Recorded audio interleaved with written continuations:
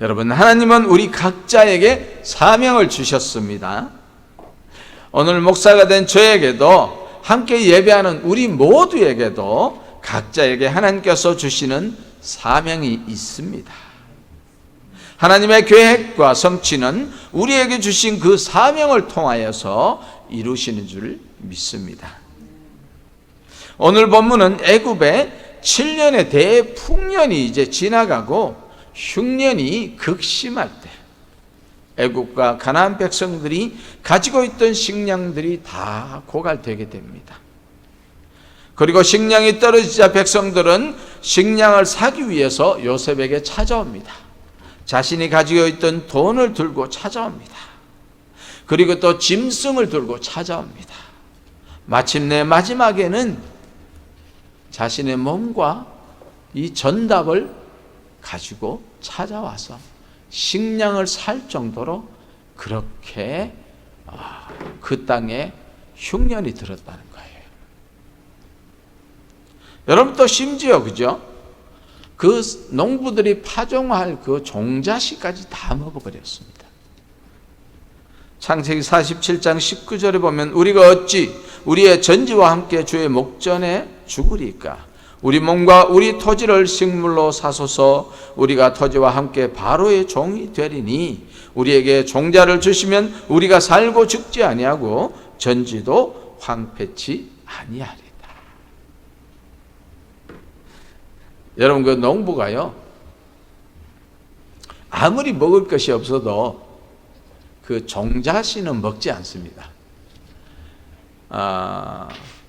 시골이나 여러분 TV를 보면은 그 처마에 이렇게 달아놓은 옥수수 몇 자루 이렇게 보이시죠?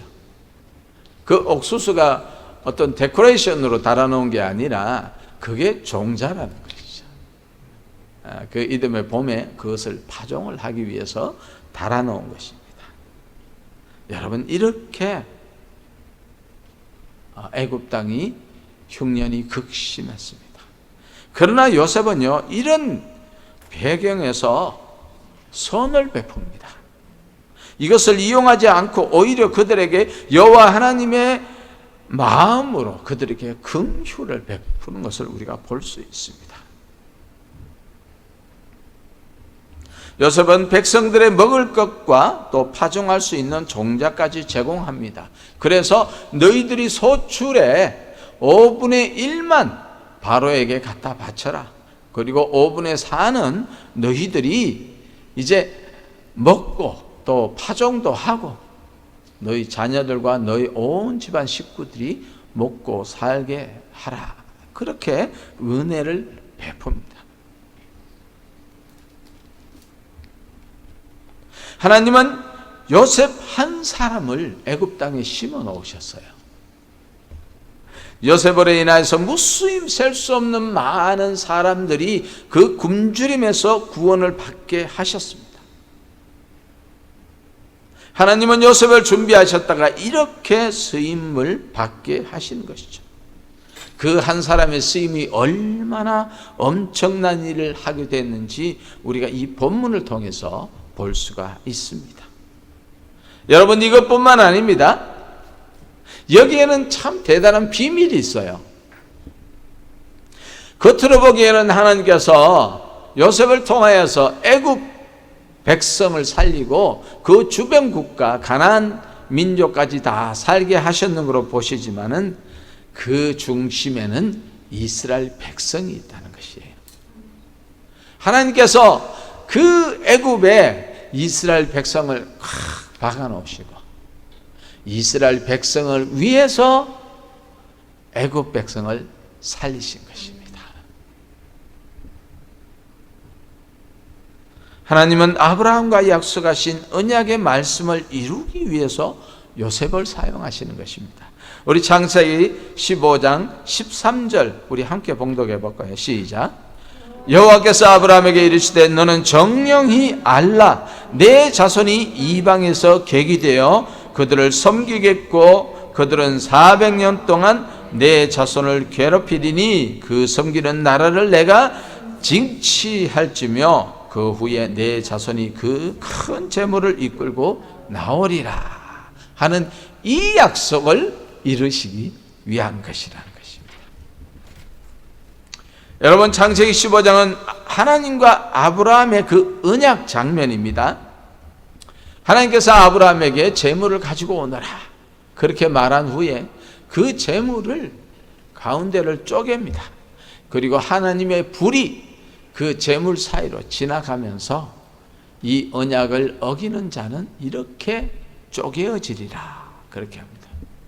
여러분, 하나님과 어떻게 인간과 그렇게 언약이 이루어질 수 있습니까?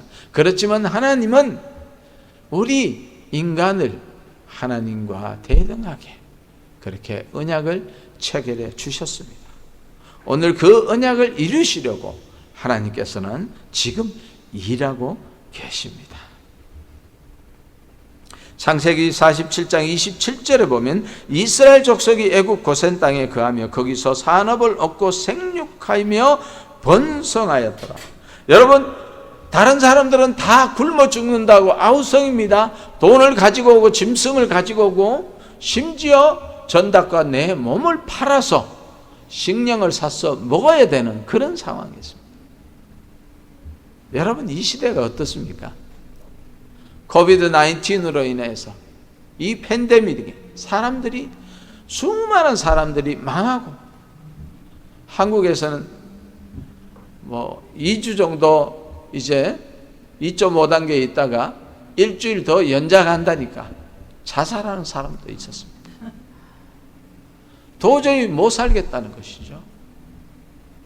여러분, 이런 시대에 우리가 살고 있어요. 그러나 이스라엘 백성은 어떻습니까? 여기 보니까 이스라엘 족속이 애굽 고센 땅에 거하며 거기서 산업을 얻었다고 했어요. 일거리를 얻었다는 거죠. 그게 무슨 일거리일까요? 바로 바로 왕의 그 짐승들을 케어할 수 있도록 그렇게 바로가 오다를 했습니다. 그래서 그들이 굶어 죽기는커녕 잘 먹고 번성하고 생육하고 번성하게 된 것입니다. 이것이 하나님의 은혜이죠. 그리고 그들은요 고센 땅에서 생육하고 번성했는데 하나님께서 아담에게 생육하고 번성하라 하신 그 축복을 주신 것처럼 세상은 열악하지만 하나님은 부유하시고 왕성하십니다. 하나님께 은혜를 입은 자는 이 코비드-19이 와도 문제가 없어요. 하나님의 계획 아래 있기 때문에 그렇습니다. 여러분, 요셉을 한번 봅시다. 요셉의 인생은 꿈으로 시작되었습니다. 그러나 하나님께서 주신 원대한 꿈은 오히려 그에게 독이 되었죠. 죽음 직전까지 가게 되었고 마침내 그 애굽으로 노예로 팔려갔습니다. 얼마예요? 은 30이.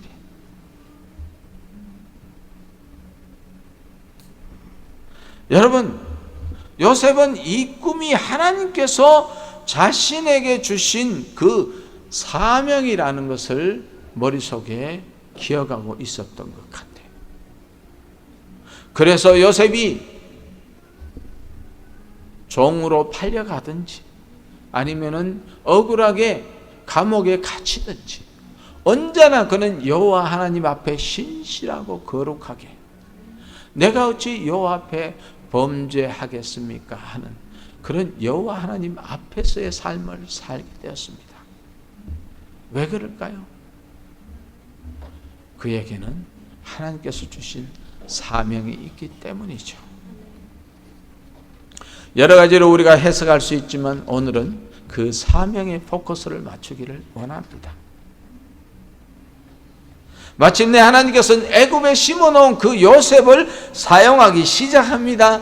마침내 총리 대신으로 세우고 그에게 지혜를 주셔서 이 가뭄을 잘 피해갈 수 있는 그런 지혜를 주시고 자기만 사는 것이 아니라 수많은 영혼들이 살게 하시고 그 가운데 이스라엘 백성까지 흥왕하여서 얼마요? 어떤 사람은 250만, 어떤 사람은 300만, 어떤 사람은 400만까지 보는 그 대민족으로 이루게 하셨습니다.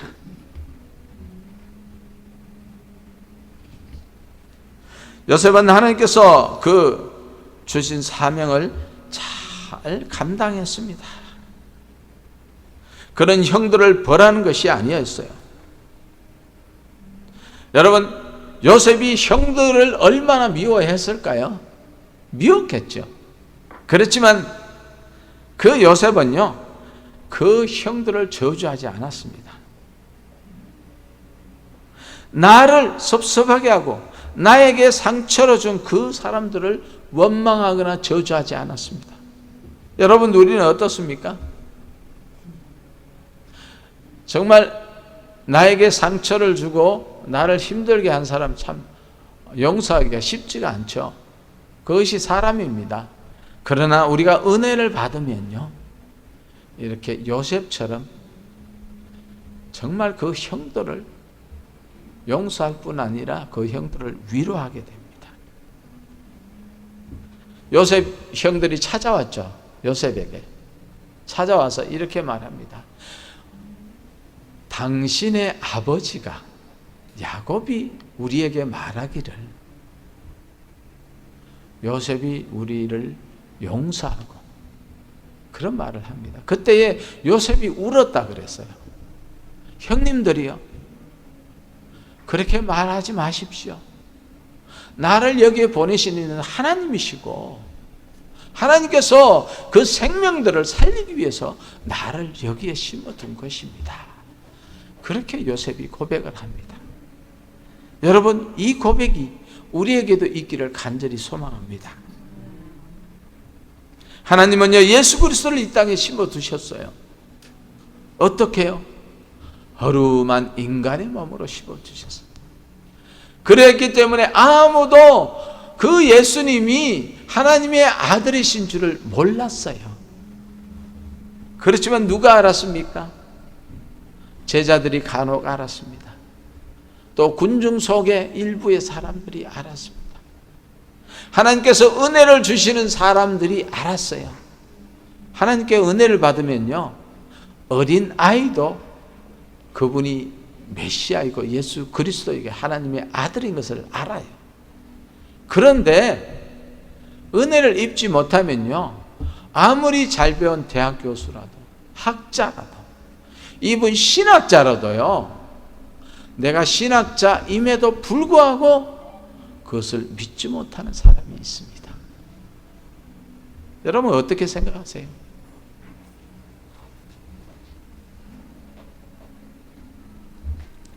여러분, 주님께서 죽으실 때 십자가에 못 박혀 죽으시는 것이 주님의 사명인 줄 제자들이 몰랐죠.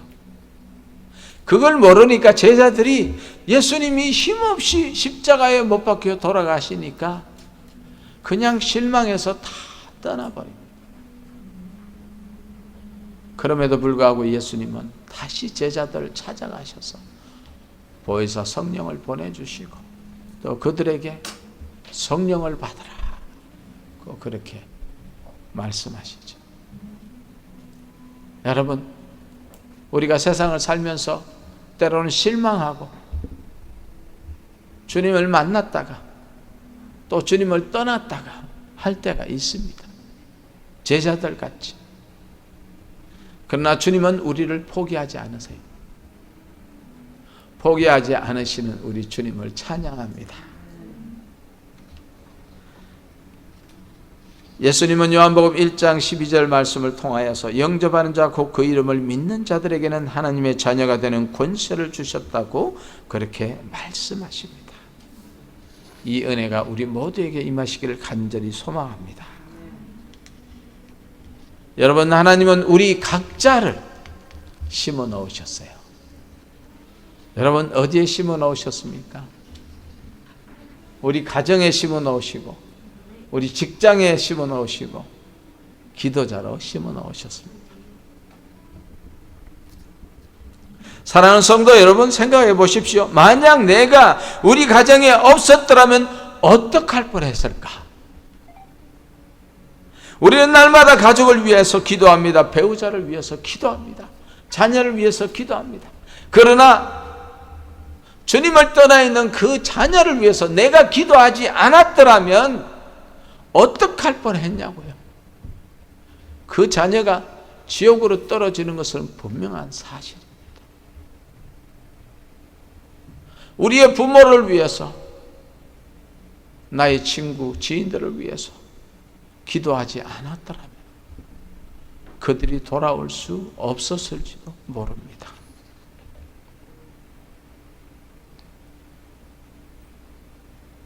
여러분, 이번에 우리 최심화 전사님, 최대성 집사님으로 인해서 얼마나 마음에 졸였겠습니까? 기도 제목을 내놓고 목요 예배 때나 이렇게 다 같이 기도하면서 얼마나 힘들었겠습니까? 그런데요, 여러분 생각해 보십시오. 우리 최전수 사님이 계셨기 때문에, 그 기도자가 계셨기 때문에 지금 저는 그 가정이 이 일로 인해서 온전히 예수로 말미암아 회복될 줄로 믿습니다. 하나님이 하시는 방법이에요. 여러분, 하나님께서는 우리를요, 우리가 일하는 직장에 심어두셨어요. 새벽 예배 나오시는 우리 에스더 집사님이 늘 그런 말씀을 합니다. 자기는 직장을 위해서 기도를 한대요. 인플로이가 1000명이랍니다. 이 코비드 19에도 문을 닫지 않고 그렇게 갈 수 있도록 기도를 한다. 여러분, 우리가 서 있는 그 자리에 한 사람의 하나님께서 심어 놓은 자로서 살아갈 때에 그 1000명이라는 사람이 이 한 사람으로 인해서 살아날 수 있는 것이죠. 다시 말해서 그 한 사람이 없었더라면, 그 한 사람의 기도가 없었더라면 이 1000명이라는 사람이 잡을 잃을 수도 있고 은혜를 입지 못할 수도 있다는 것입니다. 하나님께서 심어놓은 한 사람으로 사는 것이 얼마나 중요한 것인지 우리가 이것을 통해서 볼 수가 있는 것이죠. 여러분, 그런데 우리가 어떻게 기도하지 않을 수가 있겠습니까? 사랑하는 성도 여러분, 하나님께서는 우리를 기도자로 심어 놓으셨어요. 여러분, 우리가 날마다 내 기도만 하는 것이 아니잖아요. 내 가정 위해서, 내 자녀만 위해서 기도하는 것이 아니지 않습니까? 교회를 위해서, 성도를 위해서, 이 나라와 민족을 위해서, 온 열방을 위해서, 선교지를 위해서 우리가 기도를 하고 있습니다. 우리가 예배 가운데서도 그 선교사님들을 위해서 기도하고 있습니다. 여러분, 이 기도가 얼마나 파워풀하고 얼마나 하나님께서 이 기도를 통해서 일하시는지 여러분들 아십니까? 선교사님들을 만나보면요, 그 기도가 느껴진답니다. 제가 이스라엘에 단기 선교를 갔을 때요, 정말 기도 후원자들의 그 기도가 느껴져요. 그들이 밤을 새며 기도를 합니다. 그러니 그 배후에 기도하는 사람이 많으면 많을수록 우리가 나가서, 선교지에 나가서 그 가정을 방문해서 오늘 밤 하룻밤 좀 재워주십시오. 그럴 때 여러분, 주의시들은 절대로 안 재워줍니다. 어떤 핑계를 대고도 안 재워줍니다. 심지어 자기가 돈으로 그 렌트하는 집 있잖아요, 그런 것을 사서 우리에게 제공하더라도 자기 집을 오픈을 안 합니다. 그런데 그 기도가 후원이 있으니까 잠을 재워주더라고요. 잠을 같이 하룻밤을 지새야 그들에게 복음을 전할 수 있기 때문에. 여러분, 우리의 중보의 기도가 그렇게 강력합니다.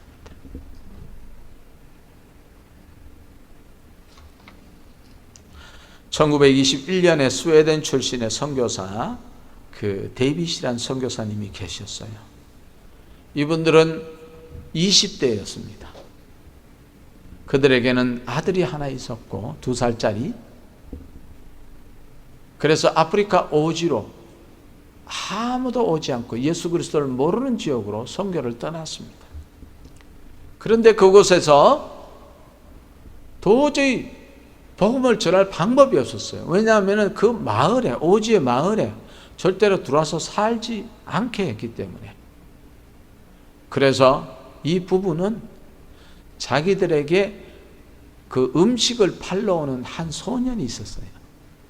그 소년만 이 선교사님에게 음식을 팔러 갈 수 있었기 때문에 그 소년에게 복음을 전했습니다. 마침내 그 소년이 복음을 영접했어요. 예수님을 영접했어요. 그런데 그 말라리아로 인해서 이 선교사님의 아내가 27살에 딸 하나 놓고 며칠 뒤에 죽게 되었습니다. 이 선교사님은 너무나 낙심하고, 하나님 나에게 왜 이러십니까? 이 젊은 청춘을 이렇게 바쳤는데 하나님은 나에게 왜 이러십니까? 왜 버리십니까? 그리고 그 선교지를 떠나버렸습니다. 자기의 낳은 갓난 아이를 이제 선교센터에 맡겨놓고 그냥 떠나버렸어요. 그리고는 그가 스웨덴으로 가서 술을 마시면서 날마다 하나님을 원망하고, 하나님이란 단어만 나오면 이 사람이 버럭 화를 내는 것이에요. 그 앞에서 하나님이란 단어를 꺼낼 수가 없었습니다. 그가 그렇게 망가진 삶을 살게 되었습니다. 그런데 이제 미국으로 입양 온 그 선교사님의 그 딸이 우연히 스웨덴 잡지를 하나 발견을 하고 뒤적뒤적거리는 가운데서 자신의 어머니가 그 오지에 투박한 십자가를 꽂아 놓은 그 무덤을 발견하고 자기 어머니의 이름을 써놓은 것을 발견했습니다. 그리고 거기에 적혀있는 기사를 보게 됐습니다. 그 기사의 내용이 뭐냐면은 이 소년이 예수를 영접했잖아요. 근데 그 소년이 자라서 그 마을을 다 복음화 시킨 거예요. 그리고 그 주변에 600명이란 사람들이, 그리스도인들이 이 소년으로 인해서 발생했다는 것입니다.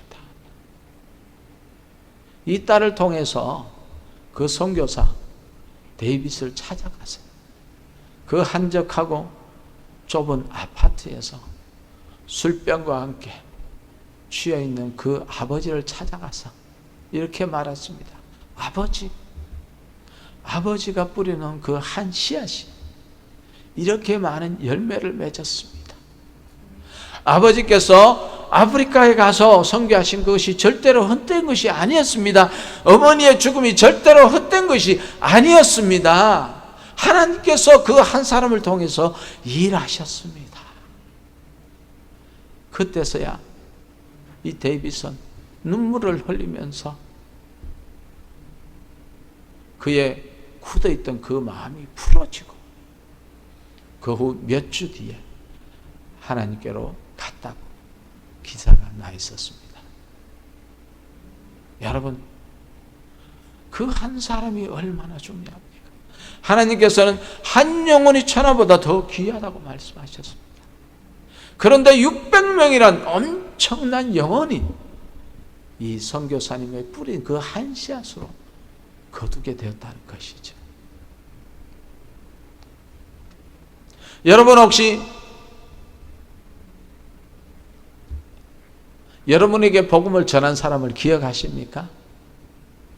예수 믿으라고 복음을 전한 사람 기억나십니까? 저는 10살 때 제 친구, 이름도 잊어버리지 않는데 전에 한번 말씀드렸지만 상필이라는 그 친구가 교회 가자고 그래서 교회를 따라갔습니다. 인연주에 이렇게 예배 드리고 분방 공부할 때 마룻바닥에 이렇게 10명이 삥 들어 앉아서 그 선생님과 분방 공부를 하면서 조금씩 신앙이 자라기 시작했습니다.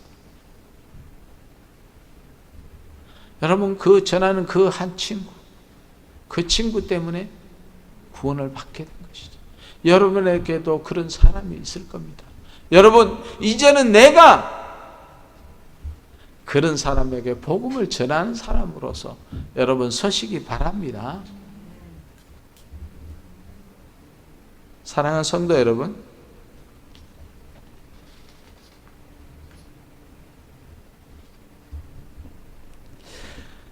요셉의 순종으로 애국과 가나안 수많은 백성이 살게 되었습니다.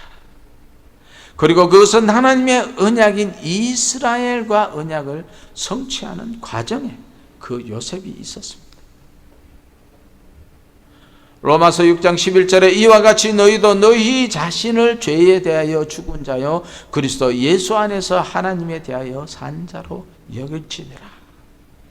예수 그리스도의 사명, 십자가에 죽으시는 그 사명으로 우리가 함께 죽었다고 그랬습니다. 예수님이 부활하실 때 우리도 함께 예수 그리스도를 통하여서 새 생명을 얻어서 부활했다고 말씀합니다. 그런 자만이 구원을 받게 되는 것입니다. 사랑하는 성도 여러분, 우리도 하나님께서 심어놓은 한 사람으로 살아가기를 간절히 소망합니다. 요한복음 12장 24절 우리 다 함께 봉독합시다. 없습니까? 네, 제가 봉독할게요. 여러분들 다 잘 아세요. 내가 진실로 진실로 너희에게 이르노니 한 알의 밀이 땅에 떨어져 죽지 아니하면 한 알 그대로 있고 죽으면 많은 열매를 맺느니라. 우리가 가정에서 밀알이 되어 죽읍시다. 우리가 교회에서 한 알의 밀알이 되어서 죽읍시다. 우리가 일하는 직장에서 그리고 기도자로서 한 알의 밀알이 되어서 죽을 때에 영혼들이 살아나게 되는 것이죠. 예수님이 죽으셔서 우리 모두를 살리신 것처럼 내가 죽을 때에 나로 인하여서 싹이 나고 열매가 맺는 것이 있다는 것입니다. 여러분, 이것이 우리의 사명입니다. 이것이 우리를 한 사람으로 심어놓은 그 사명이란 것이죠. 여러분, 우리에게 주어진 사명을 잘 감당하는 저와 여러분 모두가 되시기를 예수님의 이름으로 축복합니다. 함께 기도합시다. 하나님 감사합니다. 주님께서는 하나님께서 숨겨놓은 그 한 사람으로 인간의 몸으로 오셔서 그렇게 십자가에 죽으시는 그 사명을 온전히 감당하시고 우리 모두를 살려주셨습니다. 우리 모두를 죄 가운데 종되었던 우리를 살려주셨습니다. 하나님, 우리도 그 한 사람으로 살게 하옵소서. 하나의 밀알이 되어서 우리도 죽어서 가정을 살리고 교회를 살리고 이 나라와 민족을 살리는 그 한 사람이 되게 하여 주시옵소서. 감사드리며 예수님의 이름으로 기도하옵나이다. 아멘. 아멘. 이 시간 우리 아버지 사랑 내가 노래해 하나님 앞에 함께 찬양 드리면서 우리 준비한